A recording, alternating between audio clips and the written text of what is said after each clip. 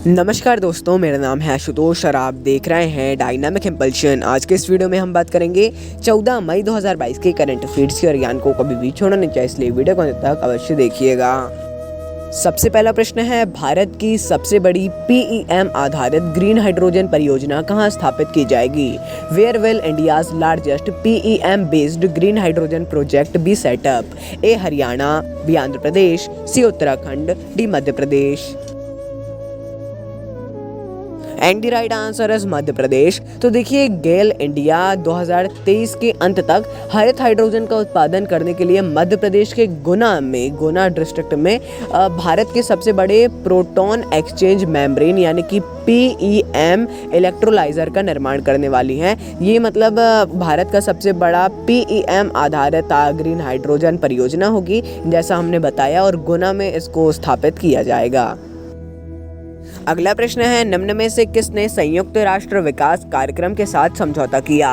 Which of the following signed an agreement with the United Nation Development Programme? A सामाजिक न्याय एवं आधिकारिकता मंत्रालय, B कृषि एवं किसान कल्याण मंत्रालय, सी ऊर्जा एवं नवीकरणीय ऊर्जा मंत्रालय, डी सूक्ष्म लघु एवं मध्यम उद्यम मंत्रालय। एंड द राइट आंसर है कृषि एवं किसान कल्याण मंत्रालय। तो देखिए, हाल ही में कृषि एवं किसान कल्याण मंत्रालय ने संयुक्त राष्ट्र विकास कार्यक्रम के साथ में समझौता किया है। देखिए, इसके तहत संयुक्त राष्ट्र विकास कार्यक्रम प्रधानमंत्री फसल बीमा योजना और किसान क्रेडिट कार्ड सहायता योजना में तकनीकी सहायता देगा, जो कि एक बहुत ही ज़्यादा बड़ी बात हो जाती है। संयुक्त राष्ट्र का जो विकास कार्यक्रम है वो ऐसा कर रहा है। तो अगला प्रश्न है, भारत टैप पहल की शुरुआत किसने की? Who started the Bharat tap initiative? A Anurag Singh Thakur, B Narendra Singh Tomar, C Hardeep Singh Puri, D Jyotiraditya Scindia.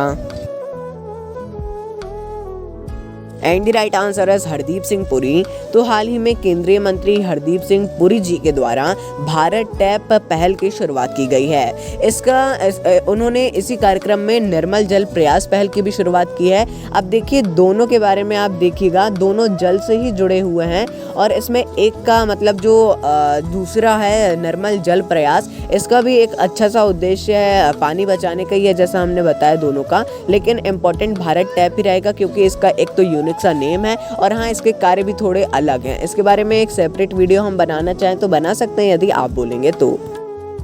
अगला प्रश्न है, हाल ही में कहां पर स्किल इंडिया इंटरनेशनल सेंटर स्थापित किया जाएगा? Where will the skill India international centre be set up recently? A Varanasi, B Kolkata, C Jaipur, D Dehradun. And the right answer is Varanasi. तो देखिए, जो क्वेश्चन था वो डिस्टर्ब था, आप लोगों को ना समझ में आया हो तो समझाता हूँ मैं। विदेशी रोजगार के अवसर तलाशने के लिए वाराणसी में स्किल इंडिया इंटरनेशनल सेंटर को स्थापित किया जाएगा, ऐसी घोषणा कर दी गई है। कार्य भी लगभग शुरू होने ही वाला है।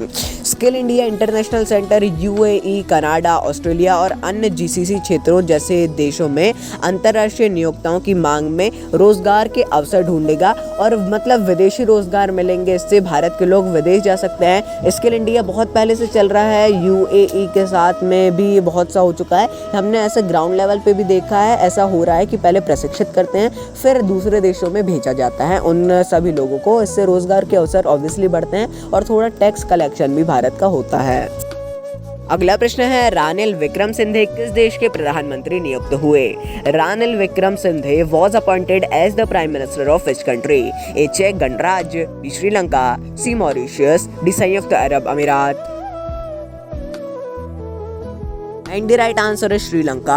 तो देखिए, श्रीलंका में पहले भी प्रधानमंत्री पद पर रह चुके रानिल विक्रमसिंघे को दोबारा श्रीलंका का प्रधानमंत्री नियुक्त किया गया है। मतलब इन्होंने शपथ भी ले ली है, और ये महिंदा राजपक्षे की जगह लेंगे, क्योंकि महिंदा राजपक्षे जो हैं उन्होंने अपने पद से इस्तीफा दे दिया है। आप सभी को पता है श्रीलंका में अभी आर्थिक संकट चल रहा है, उसी के चलते महिंदा राजपक्षे ने भी इस्तीफा दिया है। देखते हैं अब इनका विक्रमसिंघे का कैसा क्या काम रहता है, भारत के साथ ये कैसे संबंध रखते हैं। अगला प्रश्न है, संयुक्त राष्ट्र ने मानवाधिकार परिषद में रूस की जगह किस देश को दी? Which country has replaced Russia in the United Nations Human Right Council? A Barbados, B चेक गणराज्य, सी ब्राजील, डी उत्तर कोरिया। एंड द राइट आंसर है चेक गणराज्य। तो देखिए हाल ही में संयुक्त राष्ट्र ने अपने मानवाधिकार परिषद से रूस को निलंबित कर दिया था। क्यों किया था, इस सभी का कारण तो आप सभी लोगों को पता ही है कि जो यूक्रेन के सैनिकों पर इन्हें हमला किया था और भी बहुत से कारण हैं इसी को लेकर के इनके कारण निलंबित किया था। अब उसकी जगह को खाली तो नहीं छोड़ सकते, इसलिए चेक गणराज्य को जगह दी गई है। चेक गणराज्य पहले इसका सदस्य नहीं था और संयुक्त राष्ट्र के मानवाधिकार परिषद से इनको मतदान के जरिए निलंबित किया गया था। आप जानते हैं इसमें भारत ने हिस्सा नहीं लिया था। अगला प्रश्न है बोइंग ने किसके साथ समझौता किया? Who did Boeing enter into an agreement with? A. Indigo, B. Go First, C. Air Asia, D. उपरोक्त कोई नहीं। And the right answer is उपरोक्त कोई नहीं, यानी कि ऑप्शन ए बी सी में से कोई नहीं है।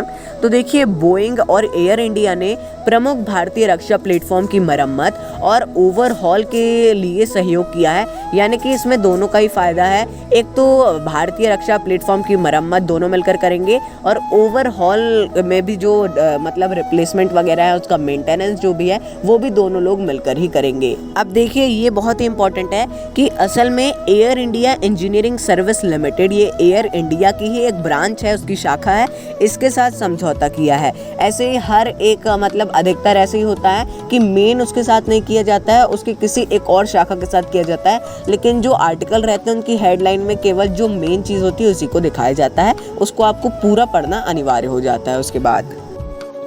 अगला प्रश्न है लुइस विटॉन ने अपना ब्रांड एम्बेसडर किसे नियुक्त किया?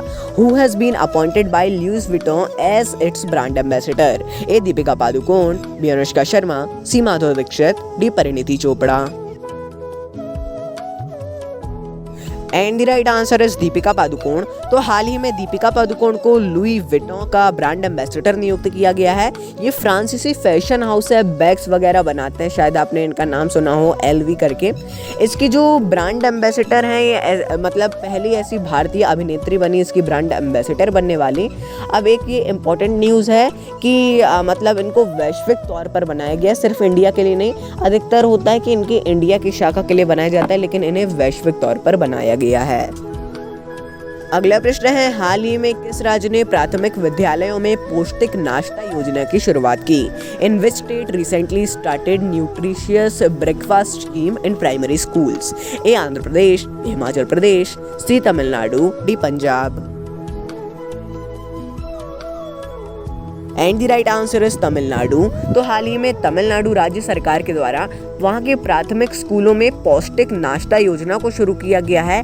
अब ये तो एक मेन हो गया, लेकिन इसके साथ में इसके सहित 5 और ऐसी स्कीम्स को शुरू किया गया है। स्कूल ऑफ एक्सेलेंस उत्कृष्ट विद्यालय वहाँ पर शुरू किए जा रहे हैं, प्राइमरी हेल्थ केयर सेंटर्स वहाँ पर शुरू किए जा रहे हैं, और वहाँ पर जो पहले से चलता आ रहा है CM इन योर कॉन्स्टिट्यूएंसी उसको और भी ज़्यादा बढ़ाया जाएगा, यानी कि जो वहाँ का विधानसभा क्षेत्र है वहाँ पर और ज़्यादा जनता से बातचीत की जाएगी, मतलब एक सहकारिता शुरू की जाएगी। और ये तो हमने बता ही दिया कि यहाँ पर प्राथमिक स्कूलों में नाश्ते की सुविधा दी जाएगी।